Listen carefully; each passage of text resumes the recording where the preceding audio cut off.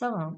Bu videoda kitabxanada sənədlərin təsdiqləşdirilməsi, kütləvi kitabxanalar olsun, məktəb kitabxanaları olsun, hansı sertifikat cədvəllərindən istifadə edirlər, bunlar haqqında danışacağım. Videonun sonuna qədər izləyin və abunə olmağı unutmayın.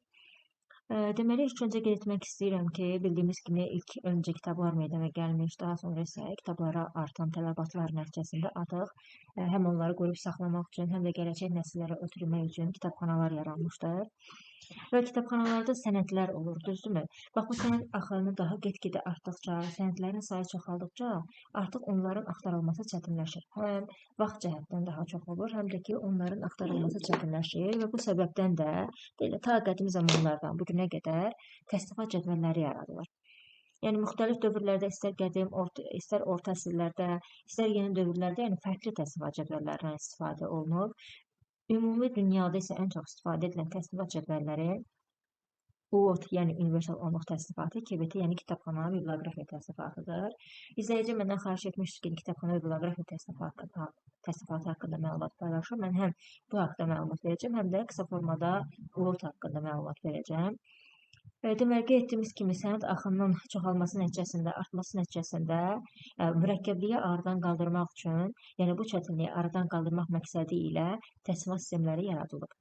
Təsnifat sistemləri əsasında kitabxana fondları təşkil edilir, oxucuların tematik sorğuları ödənilir, sənədlər məzmununa görə təsdiqləşdirilir və onlar əsasında da məhz kataloqlar yaradılır. Qeyd etmək istəyirəm ki, baxın, burada yazmışam, təsnifləşdirmə nə deməkdir? Gəlin, bunun haqqında məlumat verim. Biz deyirik təsnifləşdirmə. Düzdür, yəni tək-tək kitabxana sahəsində yox, başqa sahələrdə də bir təsnifləşdirmə lazımdır, bir sistemləşdirmə lazımdır, düzdürmü? Sənədlərin kitabxanada isə təsnifləşdirmə bu formadadır. Sənədlərin və digər materialların məzmununa görə şöbələrə ayrılması, onların elmin hansı sahəsinə aid edilməsinin müəyyənləşdirilməsi prosesinə məhz təsnifləşdirmə deyilir. Dediyimiz kimi bir var UOT, yəni Universal Onluq təsnifatı, bir var KBT, yəni kitabxana biblioqrafiya təsnifatı ki, bizim bugün danışacağımız məhz kitabxana biblioqrafiya təsnifatıdır. Qısa formada məlumat verəcəm, əsas hissələri haqqında danışacağım və bir şey də qeyd etmək istəyirəm ki, qeydiyyat link səhifəsini yəqin ki, görmüsünüz ki, məhz məktəb kitabxanaları üçün məhz keçiriləcək imtahanda beynəlxalq təsnifat sistemlərindən də, təsnifat cədvəllərindən də sual düşəcək. KBT-dən də düşə bilər, UOT-dan da düşə bilər. Deyim ki, belə mürəkkəb nəsə salarlar, yox. Sadə formada sala bilərlər, KBT-nin şöbələrini soruşa bilərlər və yaxud da ki, UOT-un şöbələrini soruşa bilərlər və s. Keçək KBT-yə. Deməli, kitabxana biblioqrafiya təsnifatı universal, xüsusi və elmi kitabxanalarda sənədlərin təsnifləşdirilməsi, sistemli kataloqun yaradılması və bir sıra sürət məlumat biblioqrafiya işinin görülməsi üçün tərtib olan təsnifatdır. Kitabxana biblioqrafiya təsnifatı həm kütləvi kitabxanalarda, həm də məktəb kitabxanalarında istifadə olunur. Təbii ki, bunun da müəyyən dövrlərdə müxtəlif variantları yaradılıb. Məsəl üçün, elmi kitabxanalar üçün 72-ci ildə də variantı yaradılıb. Sonra kütləvi kitabxanalar ilk dəfə 1977-ci ildə yaradılıb. Sonra 1986-cı ildə yaradılıb. 2000-ci ildə fərqli müxtəlif variantı yaradılıb. Hər il təkmilləşərək müxtəlif variantları yaradılıb kitabxana biblioqrafiya təsnifatını. Belə kitabxana biblioqrafiya təsnifatının kütləvi kitabxanalar, uşaq və məktəb kitabxanaları üçün olan variantında neçə şöbədən ibarət olması. Deməli, bu 9 şöbədən ibarətdir. Baxın, şöbələr aşağıdakılardır.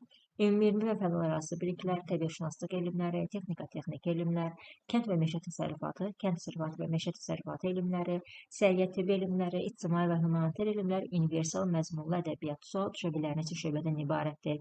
Bu şöbələri verə bilərlər, birini səhv yaza bilərlər və yaxud da ki, hansı şöbə düzgündür yazıb variantlarda tutaq ki, üçünü səhv qoyub birini düz qoya bilərlər. Yəni, bu formada sual tərtib edə bilərlər.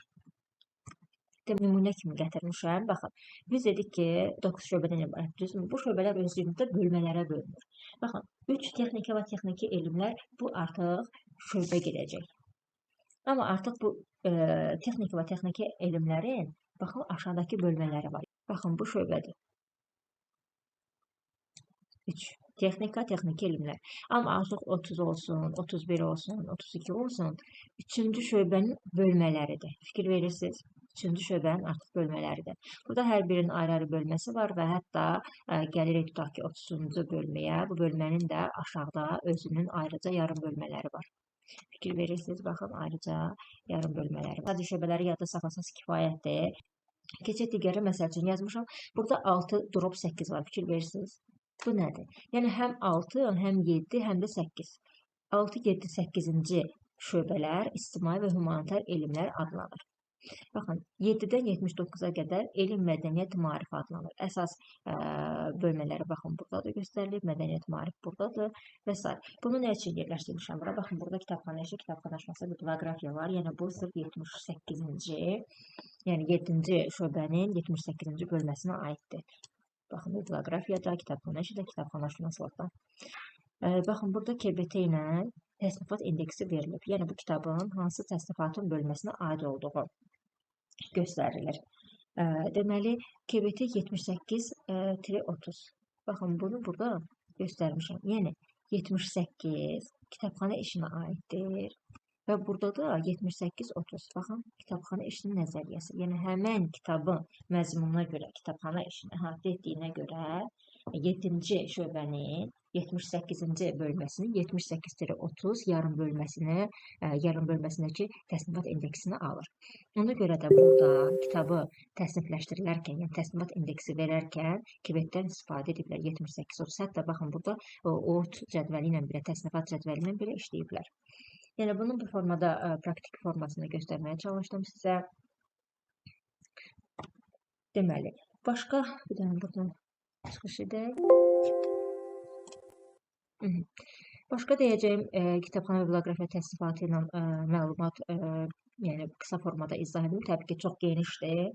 Saatlarla danışsaq qurtarmaz, belə deyim. Amma qısa formada izahını vermək istədim. Ümidvaram ki, sizin üçün yararlı olar. OAuth haqqında da biraz danışmaq istəyirəm. OAuth universal onluq təsnifatıdır. İlk öncə onluq təsnifat yaradılıb Mevlüt tərəfindən. Daha sonra isə Henri Lafontaine və Paul Otlet artıq universal onluq təsnifatını yaradıblar. Yəni, hər ikisi yaradıb. Universal onluq təsnifatı isə 10 şöbədən ibarətdir. Burada biraz fərqlidir. KBT birinci şöbədən başlayır, burada isə 0-cı şöbədən başlayır. Yəni, 0 ümumi şöbə, 1 fəlsəfi psixologiyadır, 2 dindir, 3 ictimai elmlərdir, ictimai və humanitar elmlərdir, 4 yoxdur, çıxarılıb da əvvəllər var idi. 64-cüdən çıxarılıb. 5 riyaziyyat təbiət elmlərdir, 6 səhiyyə texnikadır, 7 incəsənət elmlərdir, 8 dilçilik, lingvistika və filologiyadır, 9 isə tarix, coğrafiya aid elmlərə əhatə edir. Yəni, belə qeyd edeyim ki, təsnifləşdirmə sənədlərin məzmununa görə şöbələrə ayrılması, hansı elm sahəsinə aid olması, yəni bunları müəyyənləşdirməkdir. Bax, mən qeyd elədim təsnifat indeksini. Yəni, burada dedim ki, bu təsnifat indeksidir, düzdürmü? Təsnifat indeksi deyəndə izahını verdim, amma tərif kimi də deyim, yadınızda qalsın. Sənədin aid olduğu hər hansı təsnifat sisteminin bölgüsünün şərti işarəsidir. Yəni, bu kitab hansı təsnifat sisteminin bölgüsünə aiddir? Yəni, sənədin məzmun cəhətdən hansı elm aiddir və onun hansı bölgüsünün, belə deyim, rəqəmli şərti işarəsini alır. Yəni, onu təyinləşdirir. Daha sonra kitabın titul vərəqinin arxa hissəsində, yuxarıda, sol küncdə yazılır. Baxın, bu da kitabın işləmə qaydası. Bunları da bilmək lazımdır. Titul vərəqin arxa hissəsinin sol yuxarı küncündə. Bu formada da ola bilər sual düşsün. Bugünlük bu qədər. Ümidvaram ki, yenə qeyd edeyim, izahım sizin üçün yararlı oldu. Başqa hansı mövzuları görmək istəsəniz, hansı mövzuların izahını belə deyim, bilmək istəyirsinizsə, şərhlərdə qeyd edərsiniz. Onlara da aid videolar çəkərəm. Hələlik.